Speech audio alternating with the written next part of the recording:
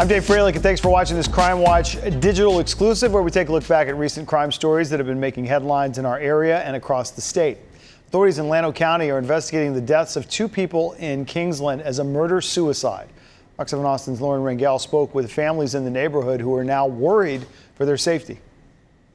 The sheriff's office tells us it happened at this house, which is a huge concern for families here because of how close this all happened to the neighborhood bus stop. At the corner of Skyline Drive and Midland Street in Kingsland, school kids flood a neighborhood that was part of a crime scene less than 24 hours ago. Around 6:10, we heard some shots, but we didn't know what since it's very common in this area. That's Elizabeth Limon speaking. She asked not to show her face. Tuesday evening, she was taking her daughter home from school. When we returned, we saw that there were several streets closed and police. We didn't know what was going on. Police were responding to a 911 call from inside a home off Kingsland and Ridgeway, a street over from the bus stop. The woman was worried her ex, John Daron Kendrick, had shot her friend. She locked herself and 4-year-old daughter inside. A few minutes later, the Llano County Sheriff's Office arrives to gunshots. Local police and Texas DPS joined deputies as they approached the house hidden by trees. They found 35-year-old Kendrick and another male dead on the front porch. All of a sudden, you hear those shots. You're thinking, what happened? Now the kids can't be outside because something could happen to them, and you don't know what to do. Police say the caller and her child left uninjured, ruling the crime scene a murder-suicide. But parents, and especially the neighborhood kids, say this will be in the back of their minds at drop-off from now on. It makes me feel scared because, what if one time my mom can't, pick me up and I have to walk alone? The sheriff's office was not available for an interview today, but they do tell us the investigation isn't fully closed. They just want to make sure no other people are involved first. In Kingsland, Lauren Rangel, Fox 7 Austin News. A man in his mid-80s is accused of killing his roommate and her dog before trying to flee the country. 84-year-old Jack Moore was booked into the Travis County Jail. Austin police say he killed 83-year-old Linda Milsna and her dog. Happened at a home the two shared near Highway 183 in East Austin. After the murder, APD says Moore used the victim's credit cards for fraudulent purchases. The murder suspect has not been offered bond. Moore faces a first-degree murder charge and a charge for a felony parole violation. We have an update on an animal cruelty case involving more than a dozen dogs being dumped into a creek. Those dogs were found in South Austin back in April, and now we're learning dozens of other dead animals were found in the suspect's home, as well as several abandoned ducks. Felony arrest warrants have now been issued for 2 brothers. Fox 7 Austin's Tan Radford has that story.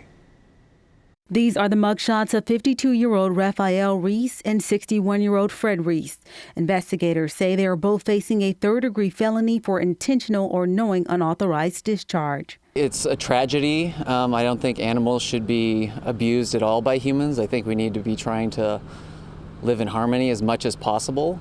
So I think that, I'm really happy that this person is being brought to justice, or at least the process is getting started. Court documents state on April 14th, Austin police were called to Shiloh Drive, where the 2 previously lived. Behind the home is South Boggy Creek, where the 15 dogs were found. A realtor helping the pair purchase a new home discovered the dogs and several ducks left in the backyard. She says she previously asked if help was needed relocating the animals and was told no. Definitely super agitated, and just there was just a bad, aura around the neighborhood, and kind of thought it was these people here. According to police, residents prematurely removed the dogs from the crime scene. The evidence that was left and witnesses eventually led to the suspects. I really urge advocates not to get in the middle of an investigation. Again, I know there is the want and sometimes the urge to go ahead and say, oh, I can help out with this case. Please don't, because again, these cases are so difficult in the first place. We need to let the animal cruelty investigators investigate and bring the fullest case forward. Those people who moved the dogs accidentally before law enforcement got involved, I guess they were just probably doing what they thought was right, and ultimately it probably impaired the investigation. On June 25th, police say Raphael and Fred were both taken into custody and questioned in Llano County, where they relocated. Raphael admitted to having a freezer filled with small breed dogs and bird-like animals. In total, there were 33 animals inside. According to the investigators, they placed the animals in the freezer after they died due to the cost of cremation. Animal abuse, and to like that degree, they need to be punished, absolutely. And animal abuse is serious, and I don't think that it should be taken lightly.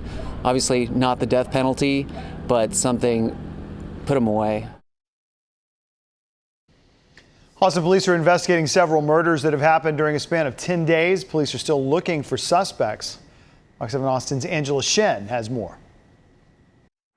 Austin homicide detectives have been busy with 6 homicides over the course of 10 days. Yeah, it's difficult to pinpoint exactly the reasons why we've seen this spike over a short period of time. On November 7th, Matthew Escalante was shot and killed on Rosewood Avenue.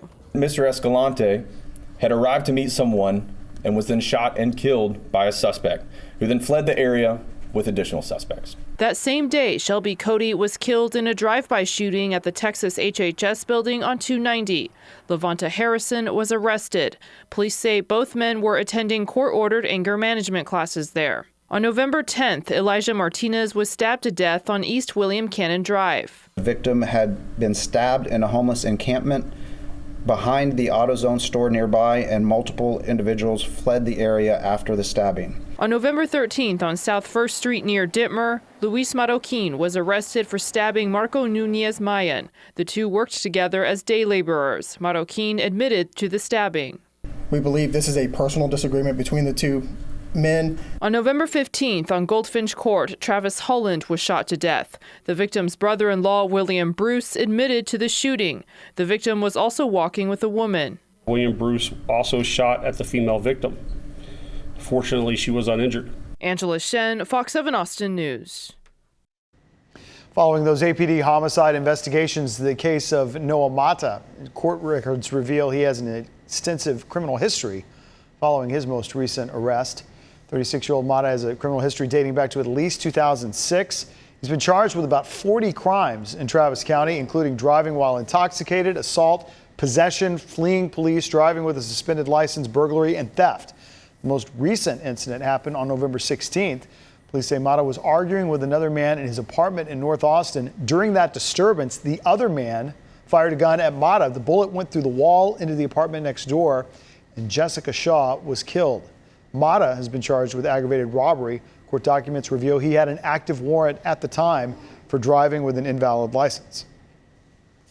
Of the 30 misdemeanor crimes listed on Mata's rap sheet, only 9 were prosecuted. Mata was sentenced to time behind bars anywhere from 2 to 180 days in jail. The case is paused after a Travis County judge signed an incompetency filing for Shane James Jr. James currently faces many charges, including capital murder for a December 2023 shooting spree. James admitted to killing his parents in San Antonio after his father made a joke. Then authorities say he traveled north to Austin and killed 4 more people and injured 2 officers and a cyclist. In August, James made an interesting request. I want to represent myself. His attorney, Russell Hunt, says they requested James receive a mental competency check, and he had refused. It's that I thought it was unnecessary. It's unfounded. It's baseless. There's no reason for it.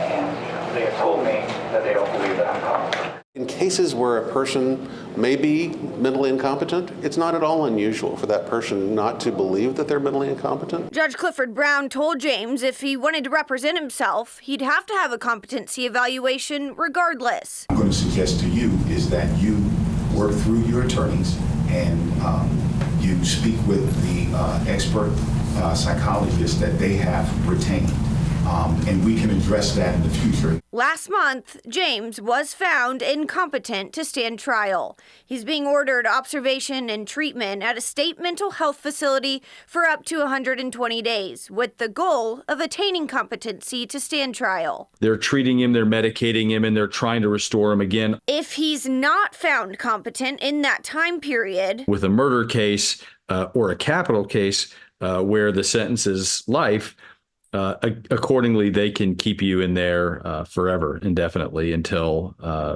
you regain competency, at which point you stand trial. but he's got to get into a state hospital first. As of November 12th, the Travis County Sheriff's Office says more than 130 people in the Travis County Jail have been found incompetent to stand trial and are waiting to receive treatment. James needs maximum security because of the level of the offense he's charged with, so he's limited to stay at just 2 state hospitals. The person at the top of the list waiting for a maximum security hospital has been waiting for more than 285 days. James has a history of mental illness. An arrest warrant from Bexar County says James is schizophrenic.